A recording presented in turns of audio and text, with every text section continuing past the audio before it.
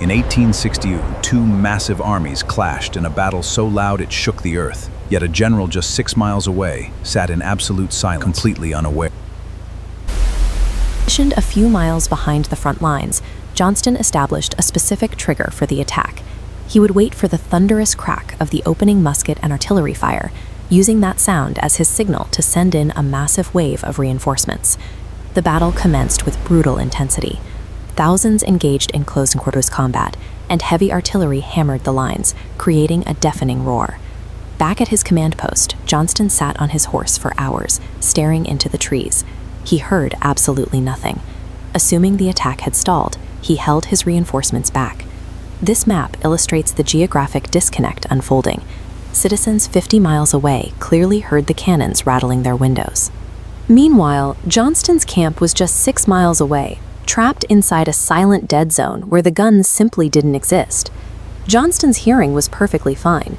He was trapped inside an acoustic shadow, an invisible atmospheric anomaly that literally deleted the sound of the battle from his environment. To understand how the roar of heavy artillery can vanish, we have to look at the air itself. On that day, the battlefield was experiencing a temperature inversion. Normally, air gets cooler as you gain altitude, but here, a layer of warm air was trapped close to the ground, pinned down by a ceiling of much colder air immediately above it. When the artillery fires on the left, massive sound waves begin radiating outward. These waves travel horizontally through the warm air until they reach that ceiling of cold air resting just above the trees. Because sound travels faster in warm air than in cold air, the waves hit this density shift and undergo atmospheric refraction, physically bending them upward into the sky.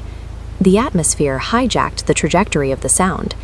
The weather turned the open air into an impenetrable barrier, bouncing the noise away from the command post.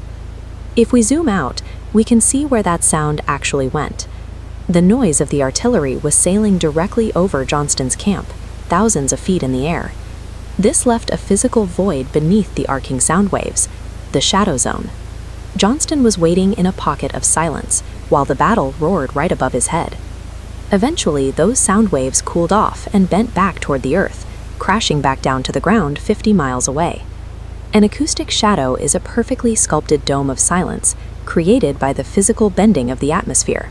Back in that dome of silence, the stillness was finally broken by a frantic courier arriving on horseback. The courier delivered a report that was already several hours late. The battle was nearly over, and the Confederate forces were suffering through a massacre without their promised support. Because the reinforcements never arrived, the military fallout was devastating. The Confederates suffered thousands of casualties in a fight where they had initially held the advantage. Johnston rode desperately into the fray to salvage what he could, but it was too late.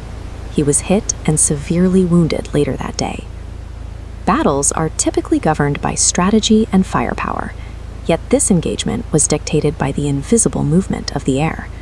On a misty spring day in 1862, the outcome of a massive military operation was decided by the specific physics of the atmosphere, leaving thousands of men to fight and die in a vacuum of silence.